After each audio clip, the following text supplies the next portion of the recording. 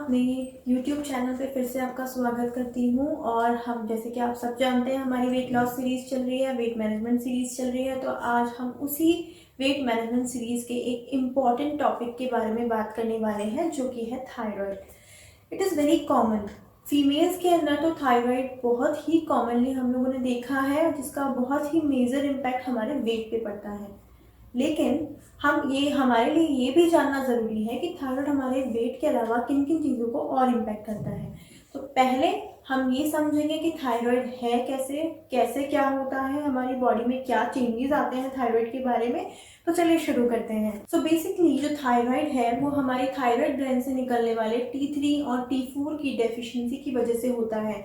Basically ये hormone iodine से बनते हैं और आयोडीन और सेलेनियम की कमी की वजह से ये हार्मोन का जो प्रोडक्शन है वो थोड़ा स्लो हो जाता है, जिसकी वजह से हमारा TSH बढ़ने लगता है और हमारी बॉडी में हमारा मेटाबॉलिज्म जो होता है वो कम होने लग जाता है या बहुत कम हो जाता है, जिसकी वजह से हमारी बॉडी में फैट का जो मेटाबॉलिज्म है वो बहुत कम होने की वजह से हमारी बॉडी के अंदर फैट डिपॉजिट होने लगता है और हमारा वेट जो है वो अनप्रोपोर्शनेटली बढ़ने लगता है। तो चलिए बात करते हैं इन टिप्स के बारे में जो आपके लिए रामबाण साबित हो सकते हैं अगर आप अपना वेट को कम करना चाहते हैं।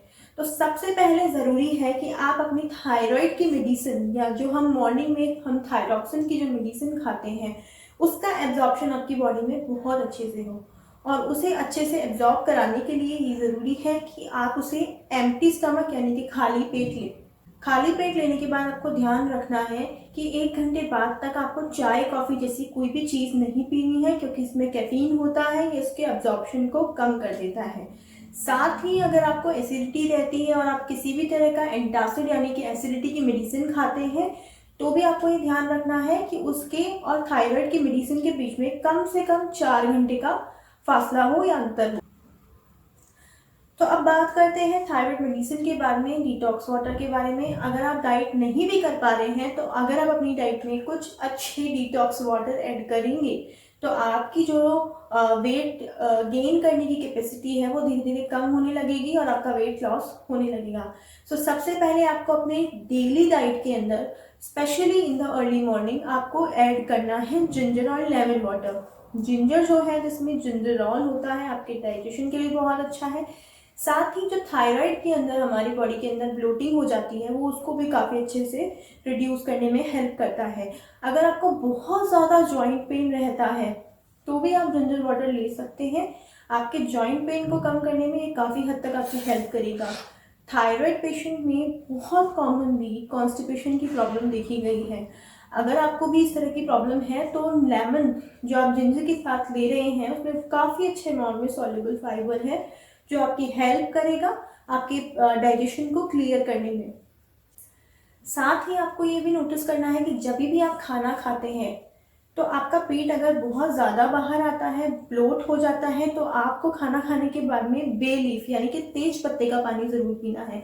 सिंपली उसको बनाने का तरीका यह है कि आप पानी को गर्म करें, उबाल लें, उबालने के बाद उसमें एक तेज पत्ता आपको डालना है और उसको थोड़ी देर के लिए ढक के रख देना है और उस पानी को थोड़ी देर बाद में उसमें से बे लीफ निकाल के आपको वो simply Luke warm water consume कर लेना है।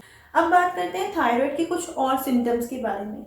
अगर मैं बात करूं तो थायराइड जिन लोगों को होता है उन लोगों को बहुत ज़्यादा जॉइंट पेन की प्रॉब्लम होती है या बहुत ज़्यादा बदन में दर्द की प्रॉब्लम होती है। जैसे जैसे आपकी उम्र बढ़ती है वैसे वैसे धीरे धीरे आपके थायराइड के अंदर आपकी बोन डेंसिटी भी कम होने लगती है। उसका बहुत बड़ा रीज़न होता है हमारी विटामिन डी। अगर हम अपनी बॉडी में विटामिन डी के लेवल को नहीं मेजर करते हैं और अगर हम थायराइड के पेशेंट हैं तो पॉसिबिलिटी हो सकती है कि हमें ये प्रॉब्लम ज़्यादा सीवियर हो जाए। सो जब भी आप अपने थायराइड का टेस्ट करवाएं तो ज़रूरी है कि आप अपने विटामिन D3 का प्रोफाइल भी करवाएं ताकि आपको ये पता रहे कि आपका विटामिन डी का लेवल क्या है। और अगर वो कम आता है तो आप उसके लिए किसी भी तरह का सप्लीमेंट भी अपने डॉक्टर से पूछ के ले सकते हैं। प्लस अगर आपको बहुत ज़्यादा मॉर्निंग फटीक रहता है, डिजीनेस की प्रॉब्लम रहती है, मूड स्विंग्स रहते हैं, आपको बहुत ज़्यादा अपने हाथों में या पैरों में नमनेस यानी कि सुन्नता रहती है, तो पॉसिबिलिटी है कि आपका B12 कम हो। अगर आपका B12 कम है तो भी आपको ब्लोटिंग की प्रॉब्लम ज़्यादा हो सकती है, क्योंकि ये कहीं ना कहीं हमारे डाइजेशन को भी इम्पैक्ट करता है। तो आपको थायराइड प्रोफाइल के साथ साथ अपने B12 को भी चेक करवाना है अगर आपको इनमें से कोई। अब बात करते हैं ब्रेकफास्ट ऑप्शन की। आप ब्रेकफास्ट में कुछ भी खाएं, कुछ भी हेल्दी खाएं, लेकिन आपको कोशिश करनी है कि आप उसके साथ में एक बोल दही ज़रूर खाएं। अगर आप दही नहीं खाना चाहते हैं, आपको पसंद नहीं है, तो मार्केट में बहुत ही सारे प्रोबायोटिक ड्रिंक्स अवेलेबल हैं, आप वो भी पी सकते हैं। दही खाने के जो इम्पॉर्टेंट रीज़न है वो ये है कि दही आपकी प्रोटीन की रिक्वायरमेंट को भी पूरा करता है, साथ ही दही में बहुत अच्छे से प्रोबायोटिक्स होते हैं जो आपके डाइजेशन गुड बैक्टीरिया को बढ़ा के आपके डाइजेशन को अच्छा बनाता है। साथ ही जब डाइजेशन गुड बैक्टीरिया आपके पेट में होते हैं तो आपका B12 का जो प्रोडक्शन है वो भी रेगुलेट होने लगता है। अब बात करते हैं कि आपको अपने ब्रेकफास्ट और लंच के बीच में क्या खाना है। उसके लिए आप एक फुल बोल ऑफ फ्रूट्स ले सकते हैं, लेकिन कोशिश करें जो फ्रूट हो वो सीजनल हो। ध्यान रखें आप एक्सेसिव फ्रूट या एक्सेसिव सैलड अपनी डाइट में ऐड ना करें, क्योंकि अगर आप थायराइड के पेशेंट हैं और अगर आप टू मच फाइबर अपनी बॉडी में इंटेक करते हैं तो आपकी बॉडी वाटर रिटेन कर लेगी, आप ब्लोट हो जाएंगे और आपको बदन दर्द का प्रॉब्लम बढ़ जाएगा। अब बात करते हैं लंच के ऑप्शंस में। लंच में आप रागी की रोटी ले सकते हैं। रागी जो है वो विटामिन डी रिच होता है, आपकी बोन्स के लिए बहुत हेल्दी है।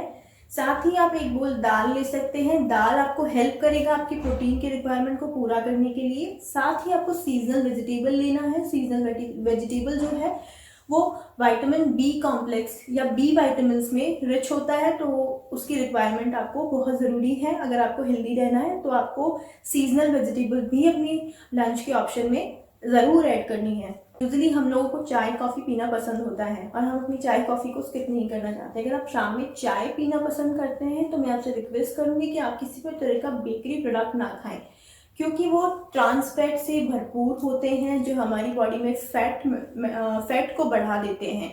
जैसे कि हम जानते हैं कि हमारी बॉडी में ऑलरेडी थायराइड की वजह से फैट मेटाबॉलिज्म बहुत स्लो है। उस कंडीशन में अगर हम एक्स्ट्रा ट्रांस फैट उसमें ऐड करेंगे तो हमारी बॉडी का फैट कभी भी बर्न नहीं हो पाएगा। दूसरा जो उसका सबसे बड़ा रीज़न है, बेकरी प्रोडक्ट्स में यीस्ट होता है। यीस्ट जब हम अपनी बॉडी में डालेंगे हमारी बॉडी ऑलरेडी इन्फेक्शन के लिए प्रोन हो जाती है थायराइड में, और अगर उस कंडीशन में कोई भी बैक्टीरिया या कोई भी फंगल इन्फेक्शन अगर हमारी बॉडी में हो गया तो वो बहुत सीवियर हो सकता है। तो कोशिश करें कि आप यीस्ट से बने हुए कोई भी प्रोडक्ट ना खाएं। स्पेशली इसकी प्रॉब्लम फीमेल्स में देखी गई है, उनको यूटीआई या यीस्ट इन्फेक्शन बहुत कॉमनली थायराइड के अंदर हो जाता है।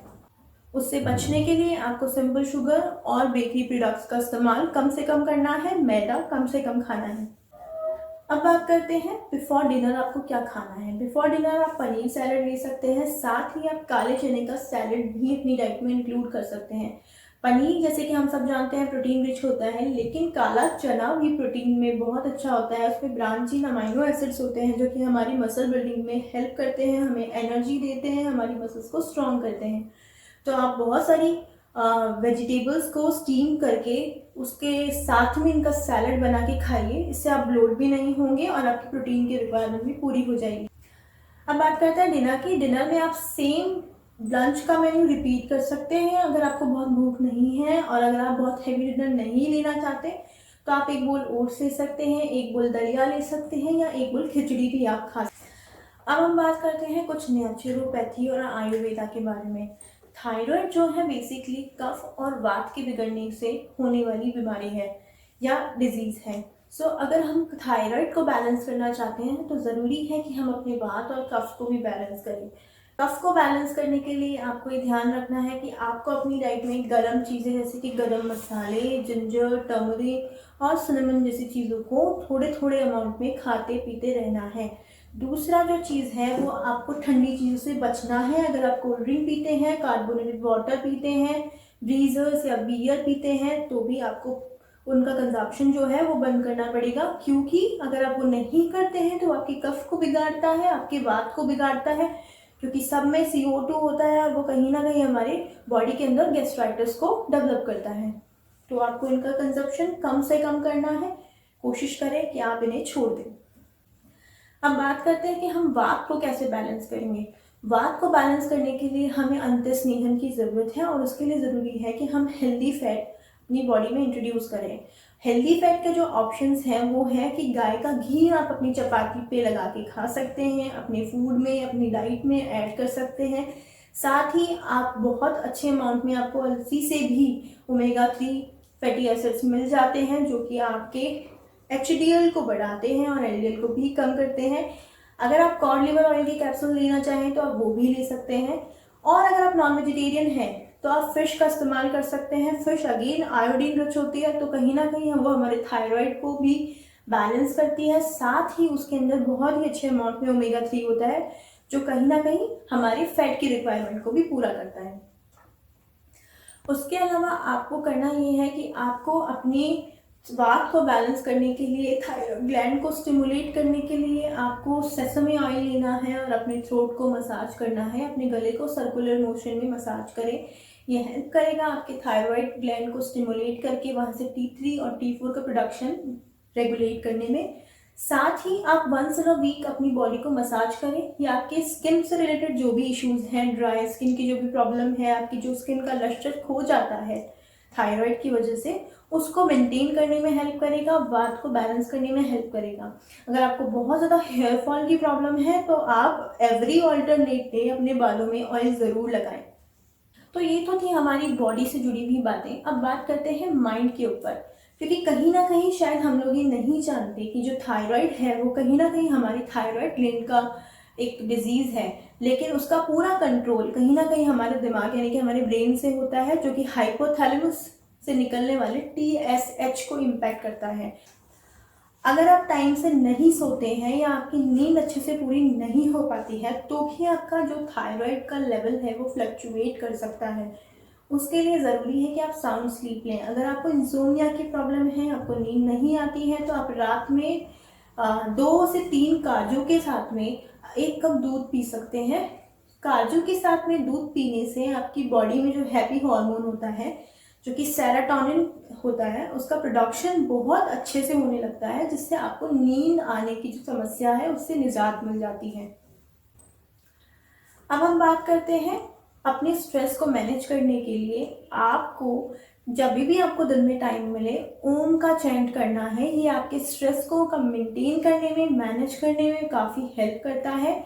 इसका चैंट आप हर उस वक्त कर सकते हैं जब आपको एंजाइटी या किसी भी तरह का स्ट्रेस डेवलप हो रहा है आपकी बॉडी में। उस वक्त आप ओम का चैंट शुरू करें, ये हेल्प करेगा आपको स्ट्रेस को मैनेज करने में। ये तो बात हुई हमारी बॉडी एंड माइंड के ऊपर। अब हमारी बॉडी एंड माइंड के इक्वली इम्पॉर्टेंट हम बात करने वाले हैं हमारी सोल के ऊपर, यानी कि हमारी एनर्जी बॉडी के ऊपर। देखिए, ये सारी बातें जो हम कर रहे हैं हमारे लिए इक्वली इम्पॉर्टेंट है, लेकिन हमें अपनी एनर्जी बॉडी पे काम करना भी इक्वली इम्पॉर्टेंट है। अगर आपकी बॉडी के अंदर थायराइड है, इट मीन्स आपका थ्रोट चक्रा ब्लॉक है। और अगर आपका थ्रोट चक्रा ब्लॉक है, इसका भी पॉसिबिलिटी है कि आपको थ्रोट चक्रा से जुड़े और भी समस्याएं हो सकती हैं, जैसे कि सर्वाइकल की प्रॉब्लम, आपका कम्युनिकेशन सही नहीं हो पाता, आपको गले में दर्द की शिकायत हो सकती है, आपको हमेशा गले के अंदर कफ जैसी फीलिंग हो सकती है। ये सारे लक्षण थ्रोट चक्रा के डिसबैलेंस होने के होते हैं। इक्वली इम्पॉर्टेंट है कि आप अपने थ्रोट चक्रा को भी बैलेंस करें। इससे अगर आप अपने रेगुलर अपने थ्रोट चक्रा को बैलेंस करते हैं तो आप अपने थायराइड को रिवर्स भी कर सकते हैं। तो इसके लिए आपको करना क्या है, आपको अपने थ्रोट चक्रा का जो बीज मंत्र है उसको चैंट करना है। जब भी आपको दिन में समय मिले आप कोशिश करें कि आप 5 से 10 मिनट बैठें और अपने थ्रोट चक्रा का बीज मंत्र जो है वो चैंट करें। बीज मंत्र आपके साथ स्क्रीन पे फ्लैश हो रहा है, वो देख के वहां से उसको चैंट करना शुरू कर सकते हैं। साथ ही अपने थ्रोट चक्रा को बैलेंस करने के लिए आप थ्रोट चक्रा का जो क्रिस्टल है लेपिस लजुली, ये ब्लू कलर का बहुत ही ब्यूटीफुल क्रिस्टल है जो कि हेल्प करता है हमारे थ्रोट चक्रा को बैलेंस करने में। आप इसे भी पहन सकते हैं। ये आपको इक्वली हेल्प करेगा आपके थ्रोट चक्रा को बैलेंस करने के लिए, साथ ही आपके थायराइड को भी बैलेंस करने के लिए।